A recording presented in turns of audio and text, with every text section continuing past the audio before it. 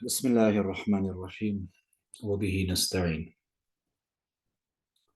باب التیمم۔ یہ باب ہے تیمم کے احکام میں۔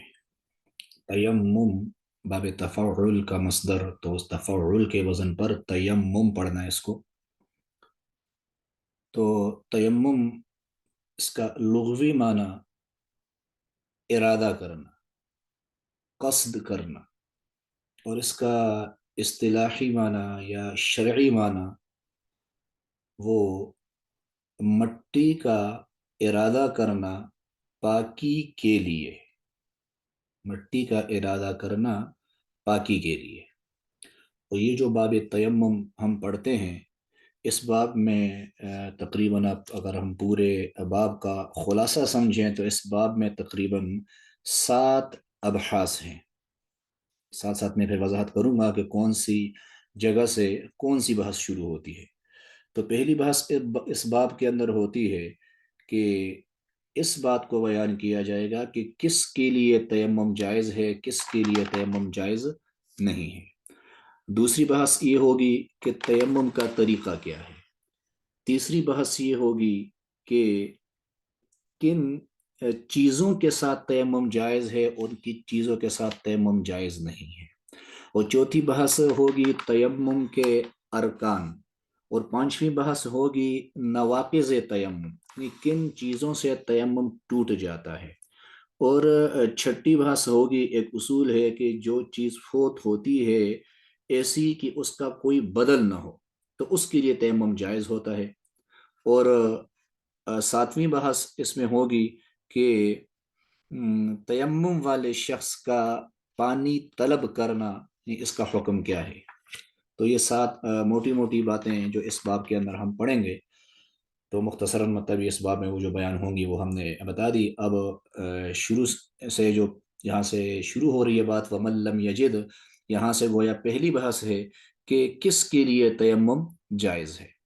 تو وَمَن لَّمْ يَجِدِ الْمَاءَ، جو شخص پانی نہ پائے، وَهُوَ مُسَافِرٌ، اور وہ ہو مسافر، یعنی سفر میں ہے، پانی موجود نہیں اس کے پاس، او خارج المصر، یا وہ شہر سے باہر ہے، بینہ، یہ کتنا باہر ہے، کتنا دور ہے، بینہ وبین المصر، اس کے اور شہر کے درمیان ہو، میل او اکثر، ایک میل یا اس سے زیادہ کا فاصلہ، یتیمم بالصعید، تو یہ تیمم کرے پاک مٹی کے ساتھ۔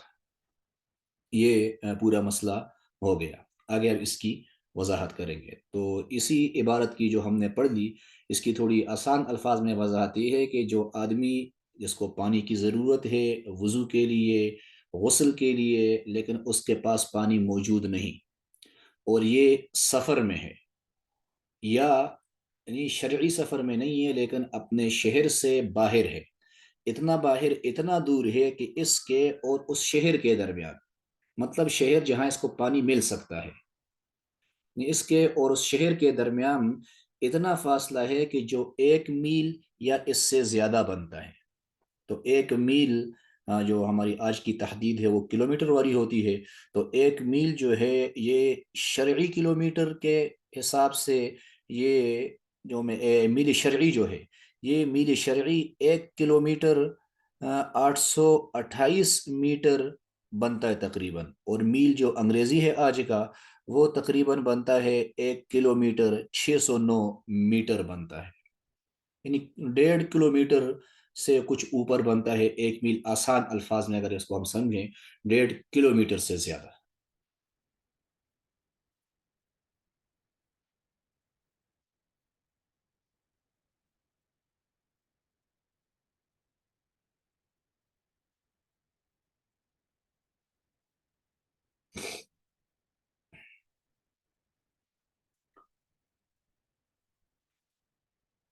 تو اس صورت میں جب وہ کیا ہو، شہر سے باہر ہو، یا کیا ہے سفر میں ہے، یعنی سفر اس کا ایسا ہے جو کسی ریگستان سے گزر رہا ہے، یہ جہاں پانی نہیں ہے، تو اس صورت میں پھر یہ جو تفصیل پڑھ لی ہم نے وہ تیمم کر سکتا ہے۔ تو وہ ایسے حوالے سے تھوڑی سی بات سمجھ میں آتی ہے کہ شہر کے اندر ہوتے ہوئے تیمم جائز نہیں ہے، یعنی اس نے کہا جب شہر سے باہر ہو اور اتنا دور ہو کہ اس کے اور شہر کے درمیان میل یا اس سے زیادہ کا فاصلہ ہے تو پاک مٹی سے تیمم کرے۔ تو اس سے تھوڑی سی بات یہ سمجھ میں آتی ہے کہ مطلب جو آدمی مقیم ہے اور شہر کے اندر ہے تو کیا وہ تیمم نہیں کر سکتا؟ تو آگے مزید اس مسئلے کی وضاحت آ رہی ہے، یہ وہ صورت بتا رہے ہیں کہ اس کے پاس پانی نہیں ہے۔ آگے اگر بھی شہر کے اندر اگر ہے، باقی صورتیں اور ہیں، مزید اس کی تفصیل تھوڑی وضاحت آگے آ رہی ہے۔ تو اب اس پر آگے دلیل پیش کرتے ہیں لقولہ تعالی، اللہ جل شانہ کے اس قول کی وجہ سے، یعنی یہ تیمم جو جائز ہے مٹی سے، اس کی دلیل کیا ہے؟ تو اللہ جل شانہ کے اس قول کی وجہ سے فَلَمْ تَجِدُوا مَاءً فَتَيَمَّمُوا صَعِيدًا طَيِّبًا، اگر تم پانی نہ پاؤ، یعنی اگر تمہیں پانی نہ ملے تو تیمم کرو پاک مٹی سے۔ قرآن کریم کی آیت ہے، تو سورہ نساء غالباً 43 نمبر 43 آیت نمبر ہے، اس کے اندر یہ مسئلہ واضح ہوا ہے، یہ آیت کا حصہ ہے کہ جب تمہیں پانی نہ ملے تو تیمم کر سکتے ہو پاک مٹی کے ساتھ۔ تو یہ اس پر دلیل ہے کہ تیمم جب پانی نہ ہو تو تیمم کر سکتے ہیں۔ اور اسی طرح ایک اور دلیل پیش کرتے ہیں وقولہ علیہ السلام، حضور صلی اللہ علیہ وسلم کے اس قول کی وجہ سے التراب طہور المسلم، کہ مٹی یہ مسلمان کے لیے پاکی کا سبب ہے، پاکی کا آلہ ہے، ولو الی 10 حجاج، اگرچہ 10 سالوں تک کیوں نہ ہو، ما لم یجد الماء، جب تک کہ وہ پانی نہ پائے، یعنی ایک آدمی ایسی جگہ رہتا ہے جہاں پانی نہیں اور پانی کا آگے بھی کوئی تصور نہیں، یعنی ملنا ممکن ہی نہیں ہے، اور وہ کیا کرے، تیمم کر رہا ہے، 1 دن 2 دن 3 دن، مہینہ 2 مہینے، سال 2 سال 10 سال تک بھی اگر ایسا وہ کرتا رہے تو بالکل یہ مٹی اس کے لیے پاکی کا آلہ ہے، پاکی کا سبب ہے، یعنی تیمم سے اس کو بالکل ایسے پاکی حاصل ہوتی ہے حکمی اعتبار سے جیسے کہ وہ وضو اور غسل سے حکماً پاک ہو جاتا ہے۔ اور آگے مصنف رحمہ اللہ مزید وضاحت کرتے ہوئے کہتے ہیں کہ والمیل هو المختار فی المقدار، یعنی مقدار کے اندر 1 میل کا اعتبار کرنا ہی یہ پسندیدہ قول ہے۔ یعنی مصنف نے پیچھے مسئلہ یہ بیان کیا کہ جب یہ اور پانی اس میں اتنی دوری ہے کہ 1 میل کا فاصلہ بنتا ہے یا اس سے زیادہ بنتا ہے، تو پھر اتنا دور پانی لینے کے لیے جانے کی ضرورت نہیں ہے، بس تیمم کر لے۔ تو کہتے ہیں کہ 1 میل کا اعتبار کرنا یہی کیا ہے، پسندیدہ قول ہے۔ اس کے اندر دوسرے بھی اقوال ہیں لیکن پسندیدہ قول یہی ہے کہ 1 میل کا اعتبار کیا جائے گا۔ لأنه يلحقه الحرج، کیونکہ اسے حرج لازم آئے گا، یعنی تنگی لازم آئے گی اس پر، بدخول المصر، شہر میں داخل ہونے کی وجہ سے۔ یعنی اگر ہم کہیں گے کہ نہیں یہ 1 میل کا سفر کرے اور جائے، 1 میل کا سفر طے کر کے جا کر جس جگہ اس کو پانی مل سکتا ہے وہاں سے پانی حاصل کرے، تو اس میں حرج لازم آئے گا۔ تو حرج جو ہے وہ مدفوع ہے، حرج اٹھایا گیا ہے، یعنی حرج کا ہمیں مکلف نہیں کیا گیا ہے، تو اس لیے میل یا اس سے زیادہ مقدار میں اگر پانی ہے تو جانے کی ضرورت نہیں ہے، اس سے اندر اندر اگر مل سکتا ہے تو پھر جانا پڑے گا، پانی لینا پڑے گا، پھر تیمم جائز نہیں ہوگا۔ والماء معدوم حقیقتا، اور پانی حقیقتا معدوم ہے، یعنی اس کے پاس پانی بالکل موجود نہیں ہے، قریب بھی آس پاس نہیں ہے۔ پانی جب موجود نہیں ہے تو آیت یہی کہتی ہے کہ فَلَمْ تَجِدُوا مَاءً فَتَيَمَّمُوا، اور پانی اس کے پاس ہے نہیں، جب پانی اس کے پاس ہے نہیں تو تیمم کرے گا۔ اور والمعتبر المسافت دون خوف الفوت، یہاں ایک اور مسئلے کی تھوڑی وضاحت کرتے ہیں، کہتے ہیں کہ اعتبار مسافت کا ہوگا، نماز کے فوت ہونے کے خوف کا نہیں ہوگا۔ مثلا ایک آدمی ہے، اس نے نماز نہیں پڑھی اور نماز کا بالکل آخری وقت آ گیا، یہ مثلا صرف 5-10 منٹ باقی ہیں وقت ختم ہونے میں۔ اب اگر یہ کہتا ہے کہ پانی تو ہے، تھوڑا فاصلے پر ہے، لیکن اگر میں جاؤں گا پانی لوں گا وہاں پر وضو کروں گا یا غسل کی ضرورت ہے میں غسل کروں گا تو وقت نکل جائے گا، مجھ سے نماز فوت ہو جائے گی، تو اس خوف کا اعتبار نہیں، نماز فوت ہوتی ہے تو فوت ہو جائے، قضا کر لے گا بعد میں، لیکن اس وجہ سے تیمم نہیں کر سکتا کہ اگر میں وضو کروں گا تو اس پر وقت لگے گا، پانی چونکہ دور ہے تو پھر اس وجہ سے نماز مجھ سے قضا ہو سکتی ہے، لہٰذا میں اس وقت تیمم ہی کر لوں تاکہ نماز قضا نہ ہو جائے، تو اس کا اعتبار نہیں ہے، کیونکہ لأن التفریط یأتی من قبلی، کیونکہ یہاں پر جو زیادتی ہوئی ہے، جو تفریط، جو اس نے کیا کہ سستی ہے، یہ اس کی طرف سے آئی ہے. یعنی خود اتنے سستی کی کہ نماز کو اتنا مؤخر کیا کہ بالکل آخری وقت تک لے آیا. پہلے سے اس کو انتظام کرنا چاہیے تھا، پہلے سے اس کو سوچنا چاہیے تھا. تو یہ چونکہ سستی اس کی طرف سے ہے، یہ تفریط اور کمی اس کی طرف سے ہے، لہٰذا اس وجہ سے یہ تیمم نہیں کر سکتا. ہاں، ایک دو مسائل اس سے مستثنا ہیں، وہ آگے کتاب والے بھی تھوڑا بیان کرے گا. مثلا عید کی نماز ہو رہی ہے اور عید کی نماز کھڑی ہے، اور وہاں پر جو آدمی موجود ہے وہ اگر وضو کرنے کے لیے جاتا ہے اور اس کو یہ پانی ایسی جگہ میں مل رہا ہے کہ وہاں آ جا کر وضو کر کے دوبارہ آنے میں اتنا وقت لگتا ہے کہ نماز ہی ہو جائے گی، تو پھر اس آدمی کے لیے جائز ہے، بالکل تیمم کر سکتا ہے. یا نماز جنازہ کا مسئلہ اسی طرح ہے کہ ایک آدمی نماز جنازہ جہاں ہو رہا ہے وہاں پر موجود ہے اور قریب میں پانی نہیں ہے، اور یہ سمجھتا ہے کہ میں اگر جاؤں گا وضو کر کے آؤں گا تو نماز جنازہ مجھ سے ہو جائے گا، تو اس صورت میں اس کے لیے تیمم جائز ہوتا ہے. یہ وہ دو صورتیں ہیں وہ جو مستثنا ہیں اس سے، کہ جہاں پر نماز جنازہ یا نماز عید کے فوت ہونے کا خوف ہو تو پھر بجائے وضو کے یا بجائے غسل کے وہ تیمم کر سکتا ہے، لیکن وہ الگ ہے، وہ انشاءاللہ کتاب والا کے خود اس کو واضح کرے گا. یہ مسئلہ یہاں پر پورا ہو گیا.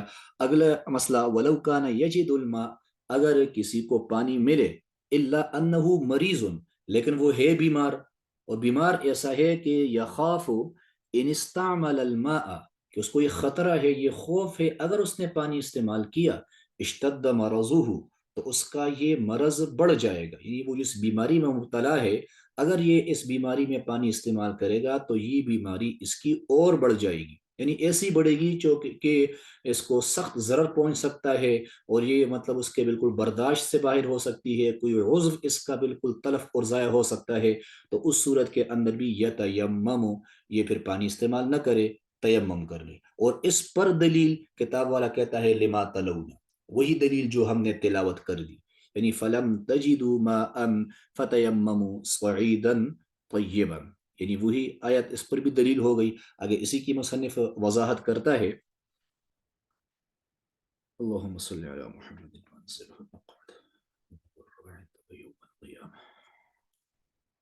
وَلِأَنَّ الضَّرَرَ، ایک تو دلیل یہ ہو گئی، یعنی وہ آیت. دوسری ایک عقلی دلیل اس پر پیش کرتے ہیں، یعنی ایک نظیر سے اس پر استدلال کرتے ہیں کہ وَلِأَنَّ الضَّرَرَ فِي زِيَادَةِ الْمَرَضِ، کہ مرض کی زیادتی کی وجہ سے جو نقصان ہو رہا ہے، فوق الضرر فی زیادت ثمن الماء، یہ اس ضرر سے بڑھ کر ہے جو پانی کی قیمت کی زیادتی کی وجہ سے ہو رہا ہے. وذالک، اور یہ یعنی ثمن کی زیادتی، یبیح التیمم، یہ تیمم کو جائز کرتا ہے. تو فہذا، تو یہ چیز یعنی زیادت مرض، اولا، یہ بدرجہ اولا اس کو جائز کرے گا. اس کو تھوڑا سمجھیں. یعنی یہ مسئلہ ہے کہ ایک آدمی ہے، اس کو وضو کی ضرورت ہے، اور وضو کرنے کے لیے اس کے پاس ذاتی پانی تو نہیں ہے، لیکن قیمتاً اس کو پانی مل سکتا ہے. اور وہ قیمتاً جو پانی مل رہا ہے وہ اتنی قیمت پر مل رہا ہے کہ جو عام پانی کی وہاں پر قیمت ہے، اور یہ اس قیمت کی ادائیگی اگر کر سکتا ہے تو یہ قیمتاً پانی لے کر وضو وغیرہ کرے، غسل وغیرہ کرے. لیکن وہ دیکھتا ہے کہ پانی کی جو عام قیمت ہے وہاں پر وہ جو آدمی پانی بیچنے والا ہے وہ اس عام قیمت سے بڑھ کر پانی بیچتا ہے، تو اس پر خریدنا لازم نہیں ہے، یہ بالکل چھوڑ دے اور تیمم کر لے، کیونکہ یہاں پر اس کا مالی نقصان ہو رہا ہے. جب مالی نقصان ہو رہا ہے تو وہ چھوڑ کر تیمم کر سکتا ہے. تو مصنف کہتا ہے کہ مالی نقصان کے مقابلے میں تو بدنی نقصان بڑھ کر ہوتا ہے. یعنی بدن تو مال سے زیادہ قیمتی ہے، انسانی جسم وہ تو مال سے زیادہ قیمتی ہے. جب مالی نقصان کی صورت میں تیمم جائز ہے تو بدنی نقصان کی صورت میں، بدنی ضرر کی صورت میں تو تیمم بدرجہ اولا، یعنی زیادہ یہ بات ہے، اس بات کا تقاضا ہے کہ وہ کیا ہو، جائز ہو.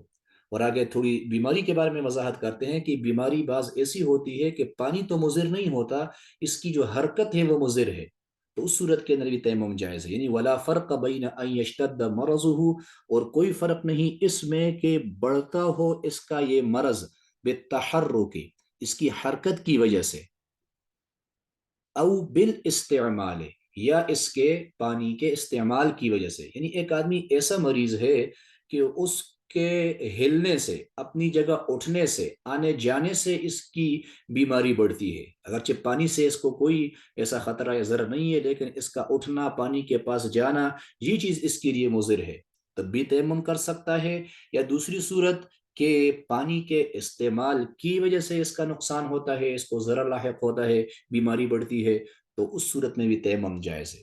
یعنی وہ اس کا چلنا پھرنا، اٹھنا آنا جانا یہ مرض کی زیادتی کا باعث ہے تو بھی تیمم جائز، اور پانی استعمال کرنا وہ بیماری کے بڑھنے کا باعث تو بھی تیمم جائز۔ ہمارے ہاں تو اسی بات کا اعتبار کیا گیا ہے احناف کے مسلک میں کہ بیماری بڑھنے کا خطرہ ہو تو تیمم جائز ہے، لیکن واعتبر الشافعی، امام شافعی رحمہ اللہ انہوں نے اعتبار کیا ہے کہ اس کا خوف التلف ہے، بالکل ضائع ہونے کے خوف کا۔ یعنی وہ آدمی تیمم کر سکتا ہے جس کو یہ خطرہ ہے کہ اگر میں اس بیماری میں پانی استعمال کروں گا تو میرا یہ عضو بالکل تلف ہو جائے گا، یعنی کام ہی کرنا چھوڑ دے گا، یہ بالکل شل ہو جائے گا، فارج زدہ ہو جائے گا، تو ایسا آدمی تیمم کر سکتا ہے۔ صرف مرض کی زیادتی کا خوف اس وجہ سے تیمم نہیں ہو سکتا۔ تو کتاب والا کہتا ہے وہ ہوا، اور وہ یعنی شافعی رحمہ اللہ کا یہ قول مردود، یہ بالکل مردود ہے، رد ہے، یعنی اس کا اعتبار نہیں ہے بظاہر النص سے، ظاہر نص سے۔ ظاہر نص سے وہی قرآن کی جو آیت ہے فلم تجدوا، وہ وَإِن كُنتُم مرضى او على سفر او جاء احد منكم من الغائط او لامستم النساء فلم تجدوا ماء فتيمموا، تو اس میں وَإِن كُنتُم مرضى ہے، یعنی وہاں کوئی ایسی قید نہیں ہے کہ تم اتنے بیمار ہو کہ اگر پانی استعمال کرو گے عضو ضائع ہوگا تب تیمم کر سکتے ہو، اگر بیماری بڑھے گی تو تیمم نہیں کر سکتے۔ آیت میں ایسی کوئی بات نہیں ہے، ظاہر نص کے نہ صرف بیماری کا تذکرہ ہے وَإِن كُنتُم مرضى، جب اس کا تذکرہ ہے تو لہٰذا مرض کے بڑھنے کا خطرہ ہو تب بھی تیمم جائز ہوگا، عضو کے تلف ہونے کا خطرہ ہو تب بھی تیمم جائز ہوگا۔ صرف عضو کے تلف ہونے کی صورت میں اس کو جائز رکھنا یہ ظاہر نص کے بالکل خلاف ہے۔ اگلا مسئلہ، تو یہاں تک ہم نے جو دو مسائل پڑھے نا، اس کا خلاصہ یہ ہوا کہ دو صورتیں بن گئی کہ جس میں تیمم جائز ہوتا ہے۔ یہ پہلی صورت پانی کا بالکل نہ ہونا، وہ تفصیل ہو گئی کہ کتنی مقدار میں ہونا نہ ہونا۔ دوسری صورت بیماری، تو پانی نہ ہونے کی وجہ سے بھی تیمم جائز ہے اور بیماری کی وجہ سے بھی تیمم جائز ہے۔ اب بیماری کی پھر تفصیل ہو گئی کہ اس کی بیماری ایسی ہے کہ یہ حرکت نہیں کر سکتا تب بھی، یا بیماری ایسی ہے کہ پانی سے خطرہ ہے تب بھی تیمم کر سکتا ہے۔ اگلا مسئلہ وَلَوْ خَافَ الْجُنُوبُ، اگر جنبی آدمی، یعنی وہ آدمی جو حالت جنابت میں ہے، یعنی وہ آدمی جس پر غسل فرض ہے، جس کے لیے غسل کرنا ضروری ہو گیا، ان اغتسل، اگر وہ غسل کرے گا، ان یقتلہ البرد، تو ٹھنڈک اس کو بالکل مار دے گی، یعنی اتنی سخت سردی ہے کہ وہ اگر اس سخت سردی میں پانی سے غسل کرے گا تو پانی بھی اتنا ٹھنڈا ہے کہ بالکل اس کو خطرہ ہے کہ یہ ہلاک ہو جائے گا۔ یا او یم رزہو، یا اس کو یہ خطرہ ہے کہ اتنی سردی ہے، اتنی سخت سردی ہے اور پانی بھی اتنا ٹھنڈا میسر ہے کہ وہ اس سخت سردی میں اس ٹھنڈے پانی سے اگر غسل کرے گا تو وہ بیمار ہو جائے گا، تو اس صورت کے اندر بھی یتیمم بالصعید، پاک مٹی کے ساتھ تیمم کر سکتا ہے۔ پاک مٹی کے ساتھ پھر تیمم کرنا اس صورت کے اندر بھی اس کے لیے جائز ہے۔ تو اگر تھوڑی سی اس کی وضاحت کی ہے صاحب کتاب نے کہ وَهَذَا اِذَا كَانَ خَارِجَ الْمِصْرِ، یعنی یہ جو اس خطرے سے، یعنی جو جنبی آدمی کے لیے ایسا ٹھنڈک کی وجہ سے بالکل جان سے جانے کا یا بیمار ہونے کا خطرہ ہے، اس وجہ سے جو اس کے لیے تیمم جائز ہے، یہ تب ہے اذا کان خارج المصر، جب یہ اپنے شہر سے باہر ہو، جب اپنے شہر سے باہر ہوگا تب تو اس کے لیے یہ بات جائز ہے۔ لما بینا، کہتے ہیں یہ اس لیے، یعنی اس کی دلیل کہ شہر سے باہر صرف جائز ہے، یہ اس لیے جیسا کہ ہم نے پیچھے بیان کر دیا، یعنی وہ شروع میں جو ہم نے پڑھا کہ لأنه يلحقه الحرج بدخول المصر، کہ اس اگر شہر آئے گا یہاں غسل کر کے جائے گا تو اس کے لیے حرج ہے اس میں، تو لہٰذا وہ وہاں پر کر سکتا ہے۔ تو گویا اس کا خلاصہ یہ ہوا کہ اس میں دوسری صورت کے اندر کچھ اختلاف ہے، تو آگے وضاحت کر رہے ہیں اس کی کہ وَلَوْ كَانَ فِي الْمِصْرِ فَكَذَلِكَ عِنْدَ أَبِي حَنِيفَةَ، اگر یہ شہر کے اندر ہو تب بھی یہی مسئلہ ہے امام صاحب کے نزدیک۔ تو خلاصہ کلام یہ ہوا کہ امام صاحب رحمہ اللہ نے شہر کے اندر اور شہر کے باہر ہونے کا فرق نہیں کیا، شہر میں ہو تب بھی یہ مسئلہ ہے، شہر سے باہر ہو تب بھی یہ مسئلہ ہے، یعنی اگر اس کو یہ خطرہ ہے تو پھر وہ بالکل تیمم کر سکتا ہے، خلاف اللہما، بخلاف صاحبین کے۔ इमाम अबू यूसुफ और इमाम मोहम्मद रहमहुल्लाह, उन दोनों हजरात ने कहा कि नहीं, ये दोनों सूरतों, शहर में होना और शहर से बाहर होना, दोनों का हुक्म एक नहीं है। वो फ़र्क करते हैं दोनों में। हुमा यकूला ने, वो कहते हैं इन तहक्कुक हादिहिल हालत नादिरुन फिल मिस्र, यानी ऐसी हालत का साबित होना शहर के अंदर बहुत कम याब है। ये बहुत कम ऐसा होता है कि शहर के अंदर कोई ऐसी सूरत पेश आ जाए कि इंसान को गर्म पानी बिल्कुल मुयसर न हो, या ऐसा पानी बिल्कुल मुयसर न हो कि जिससे गुस्ल नहीं कर सकता। तो शहर के अंदर चूंकि सूरत होती नहीं है, कि शहर के अंदर गर्म पानी का इंतजाम होता है, हमाम वगैरह होते हैं, तो शहर के अंदर ये सूरत नहीं पाई जा सकती। जब ऐसी सूरत शहर के अंदर होती नहीं है तो फला युतबर, तो शहर में इस खतरे का एतबार भी नहीं है। तो मतलब शहर में होते वो तयम्मुम नहीं कर सकता। हाँ, अगर शहर से बाहर है तो फिर चूंकि वहां पर इसका इंतजाम नहीं है, तो लिहाजा फिर वहां पर क्या करेगा, ये तयम्मुम कर सकता है। लेकिन यहाँ पर तफसील यही है कि कोई आदमी शहर से तो बाहर है लेकिन ऐसी जगह है जहाँ इसको गर्म पानी मिल सकता है, तो फिर वहां पर उस पर लाजिम है कि वो गुस्ल ही करेगा, फिर तयम्मुम नहीं करेगा। वलहू, और इमाम साहब रहमहुल्लाह की दलील, इमाम साहब ने शहर और खारिज शहर का फ़र्क बिल्कुल नहीं किया, दोनों का हुक्म एक बताया। तो इसकी वजह क्या है? इमाम साहब कहते हैं कि अन्नल आजिज़ साबितुन हकीकतन, कि आजिज़ आना वो हकीकतन साबित हो गया। यानी मतलब उसको पानी मुयसर नहीं है ऐसा कि जिससे गुस्ल कर सकता हो गर्म पानी। जब नहीं है तो न होना, आजिज आना, ये शहर के अंदर भी साबित हो गया, शहर के बाहर भी जहाँ भी साबित हो गया। जब इजज साबित हो गया तो फला बुद्द मिन एतबारी ही, लिहाजा उसके इस इजज का एतबार किया जाएगा, उसके इस आजिज आने का एतबार किया जाएगा। और जब भी कोई चीज़ साबित होती है हकीकतन, हकीकतन ऐसा है कि इसको क्या है, पानी मुयसर नहीं है गर्म, जब हकीकतन कोई चीज़ साबित होती है तो शरअन उसका एतबार किया जाता है। क्योंकि तयम्मुम करने का हुक्म खारिज मिस्र में इसीलिए दिया गया कि हलाकत का खतरा है। तो ये खतरा तो शहर के अंदर भी है कि जब पानी मुयसर ना हो, तो लिहाजा शहर और खारिज शहर में फ़र्क, इसका कोई माना नहीं। तो यहाँ तक पहली बहस जो थी वो ख़त्म हो गई। यहाँ से आगे दूसरी बहस है, यानी सिफत तयम्मुम, तयम्मुम का तरीक़ा क्या है। तो यहाँ से आगे मुसन्निफ़ रहमहुल्लाह तयम्मुम का तरीक़ा बता रहे हैं। तो तयम्मुम का तरीक़ा, उसके बारे में, तयम्मुम के तरीक़े के बारे में फरमाते हैं, वह तयम्मुम ज़रबतान, तयम्मुम दो ज़रब हैं, ये दो मरतबा हाथ मारना है। यमसहु बि इहदाहुमा वजहहु, एक मरतबा के साथ, एक मरतबा क्या करेगा, यमसहु बि इहदाहुमा, यानी इन दोनों हाथों के साथ मसा करेगा, वजहहु, अपने चेहरे का, वबिल उखरा, और दूसरी मरतबा जो हाथ मारेगा, यदैहि, उससे मसा करेगा अपने दोनों हाथों का, इलल मिरफक़ैन, ये कोहनियों कोहनियों तक, कोहनियों समेत। जिस तरह वजू के अंदर कोहनियां धोई जाती हैं, तो तयम्मुम भी ये कोहनियों तक के हिस्से का करेगा, ये कोहनियों का भी मसा करेगा। अब इस पर दलील क्या है? ये तयम्मुम दो ज़रब हैं, एक ज़रब चेहरे के लिए, एक दोनों हाथों के लिए कोहनियों से समेत। इस पर दलील लिक़ौलिही अलैहिस्सलातु वस्सलाम,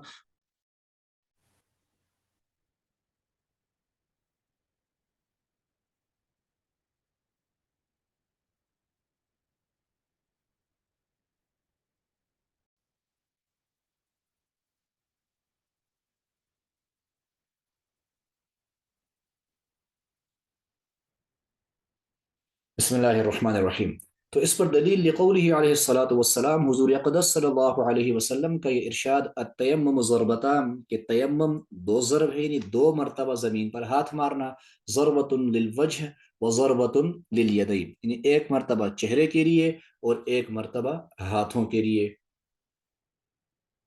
वयनफुज़ु यदैहि, और हाथों को झाड़े, यानी हाथों को थोड़ा झड़के, बेक़द्र मा, यानी इतनी मिक़दार कि यतनासरु तुराब, कि वो जो मट्टी है वो नीचे झड़ जाए, वो नीचे गिर जाए, नहीं बिल्कुल वो पूरी मट्टी से भरे हुए हाथ हों, फौरन उसको चेहरे पर मलना या फौरन उसको हाथों पर मलना, ये मसला तयम्मुम करना उसके साथ, ये तरीका नहीं है, बल्कि हाथों को थोड़ा झाड़ दे ताकि ज्यादा मट्टी गिर जाए। ये इसलिए कई ला यसीरा मुसलतन, ताकि मुसला ना बने, यानी एक अजीब सी शक्ल ना बन जाए। वो पूरी मिट्टी अगर चेहरे पर मलेगा तो मुसला बन जाएगा। तो मुसला मतलब एक अजीब, जिस तरह मुसला होता है कि आज़ा वगैरह कटे हुए होते हैं, इस तरह उसको मुसला कहते हैं। तो इस तरह वो बिल्कुल हमने ये तब्दीली बिगाड़ दी, तो ये भी क्या है, मुस्तही के मुशाबे हो गया। تو اس طرح جھاڑنا اس کو اس لیے ہے تاکہ مسئلہ نہ بنے بالکل۔ اور تیمم کے اندر آگے کہتے ہیں کہ یہ جو چہرے اور ہاتھوں کا مسح کرنا ہے، ولا بد من الاستیعاب، اس میں استیعاب ضروری ہے، یعنی پورا چہرہ اس پر ہاتھ ہمارا پھر جائے، فی ظاہر الروایہ، ظاہر الروایہ کے اندر، یعنی پورے چہرے پر بھی اور پورے ہاتھ پر۔ اس طرح وضو کے اندر ہم کہتے ہیں کہ پورے چہرے کا اور پورے ہاتھوں کا، پورے پاؤں کا، جن جن حصوں کا دھونا ضروری ہے، اس میں ایک بال کے برابر جگہ خشک نہیں رہنی چاہیے ورنہ وضو نہیں ہوگا۔ تو ایسا ہی تیمم کے اندر جو چہرے اور ہاتھوں کا مسح کیا جائے گا، اس میں بھی یہ بات ہے کہ ایک بال کے برابر جگہ بھی ایسی نہ رہے کہ جہاں تیمم نہ ہوا ہو، یعنی جہاں ہاتھ ہمارا نہ پہنچا ہو، تو پورے حصے تک ہاتھ پہنچنا ضروری ہے۔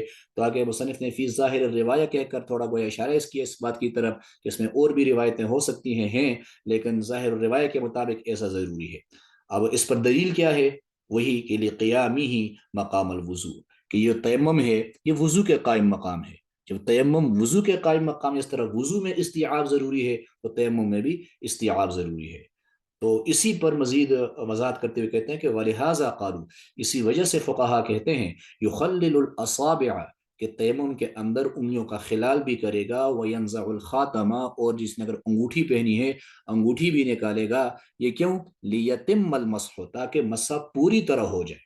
والحدث والجنابۃ فیہ سواء، اگلا مسئلہ، حدث اور جنابت اس کے اندر برابر ہیں۔ وقد الحیض والنفاس، ایسے ہی حیض اور نفاس بھی، مطلب ایک آدمی کا وضو نہیں وہ تیمم کر رہا ہے، ایک آدمی پر غسل فرض ہے وہ تیمم کر رہا ہے، تو دونوں کے لیے تیمم جائز ہے، یعنی بے وضو آدمی بھی تیمم کر سکتا ہے، بے غسل آدمی بھی تیمم کر سکتا ہے۔ ایک عورت اپنے خاص ایام سے نکل گئی، اس کو غسل کی ضرورت ہے، وہ بھی تیمم کر سکتی ہے اگر تیمم کی شرائط پائی جا رہی ہیں۔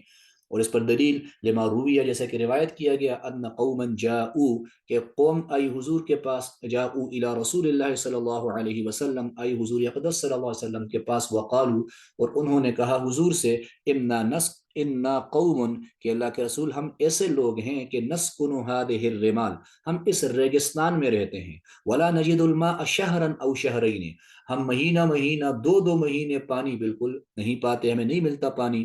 وفینا الجنوب والحائض والنفساء، ہمارے اندر جنبی آدمی بھی ہوتے ہیں، حیض و نفاس والی عورتیں بھی ہوتی ہیں، تو مطلب ہم کیا کریں، ہمارے لیے کیا حکم ہے؟